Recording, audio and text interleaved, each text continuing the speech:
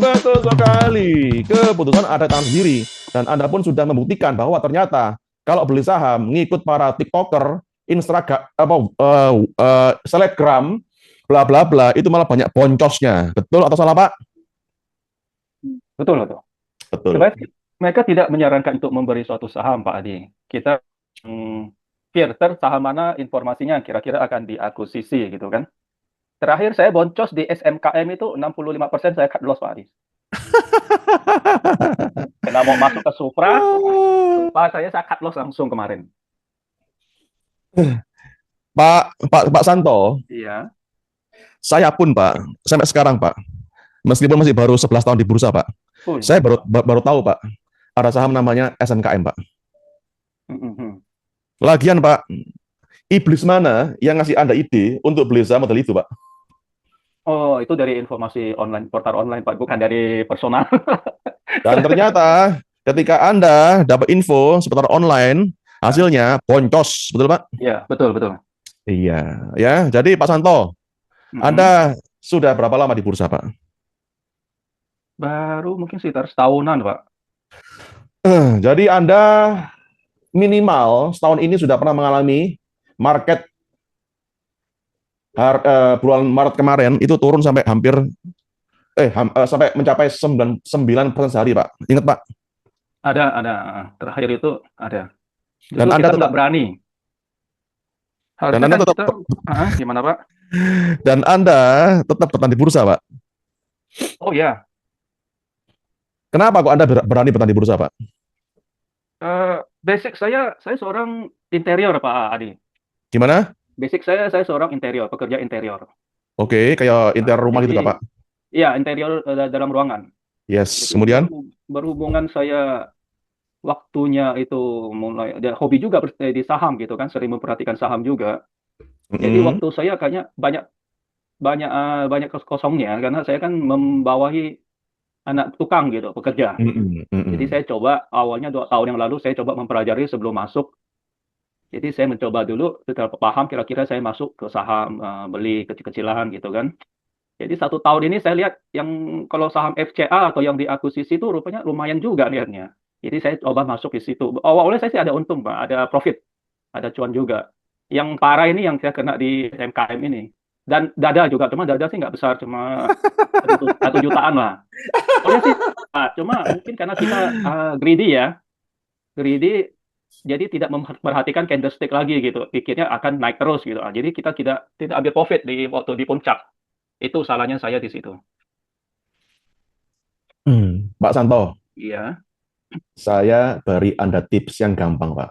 Mhm. Gimana cara ngerti sebuah saham ketika sudah di puncak? Mau, Pak? Oh, boleh. Sangat mau, Pak Ari. Terima kasih sebelumnya.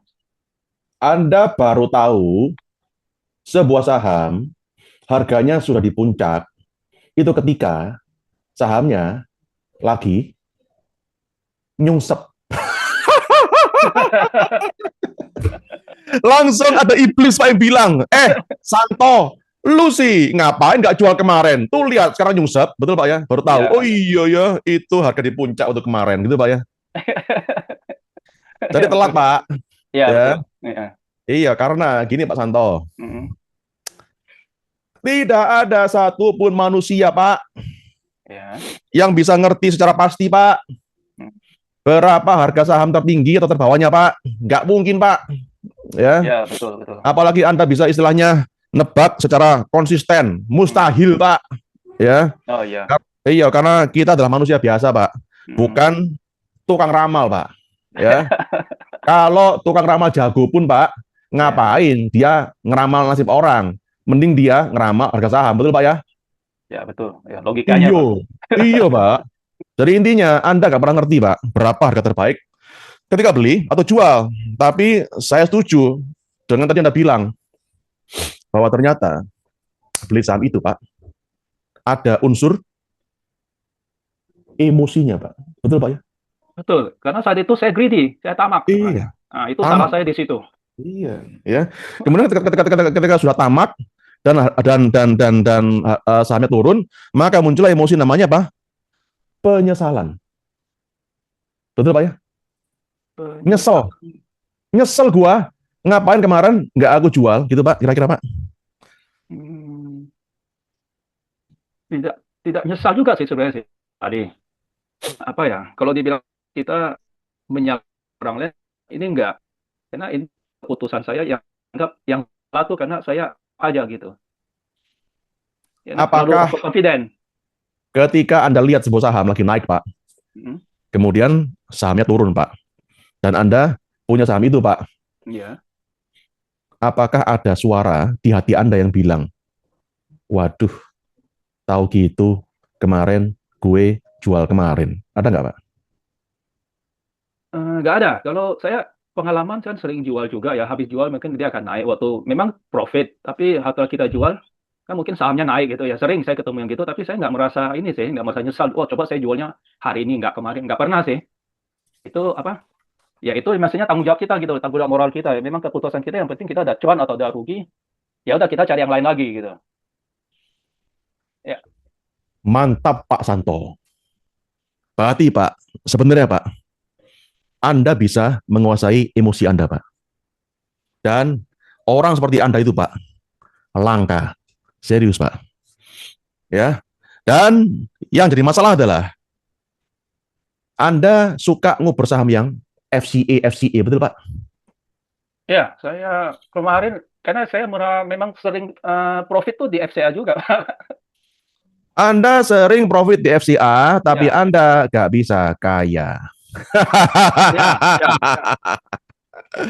Nggak bisa, betul. Pak. Gimana cara kaya? Kalau beli cuma 1 juta, 5 juta, 10 juta, kayak kaya, Pak. Ya, Ya, ya. karena Anda nggak berani beli yang lain, atau Anda merasa beli yang lain itu naiknya kurang cepat, Pak Adi. Apalagi belinya yang LQ45, naiknya lambat, Pak Adi.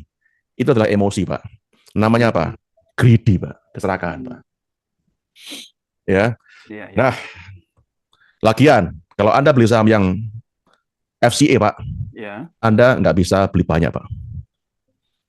Udah Iya gitu, betul. marketnya nggak liquid, Pak. Ya betul Pak.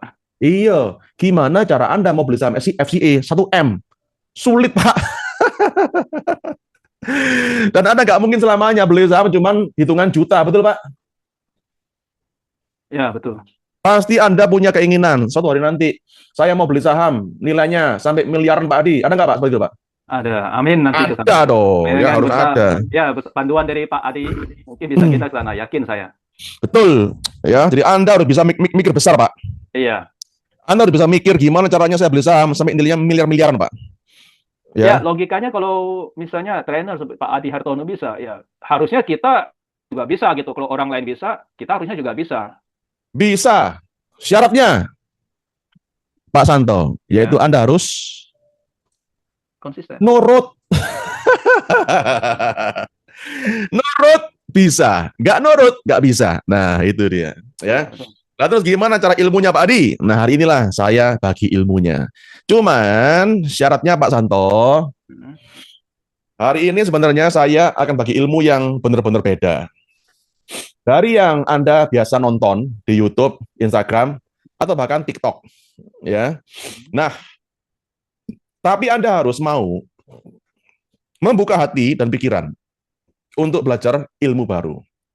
Apakah Anda bersedia, Pak Santo? Harus Gimana, Pak? harus bersedia. Kalau kita Jawabannya maju ya harus ini, harus mencari perubahan. betul. Karena kalau manusia nggak berubah, hasilnya ya tetap sama, gitu-gitu aja. Betul, Pak ya? Ya betul. Kalau kita di Yes. mana ya kita tidak akan pernah tahu di luar tuh Betul masih ada apa sekali. gitu. Mm-mm. Betul sekali. Ya. Nah, saya yakin hari ini Pak Santo dan Anda semua akan banyak dapat ilmu yang berharga. Siap, Pak Santo? Amin. Siap, lanjut. Amin, Pak Adi. Oke, mantap. Terima kasih banyak atas sharingnya, Pak Santo.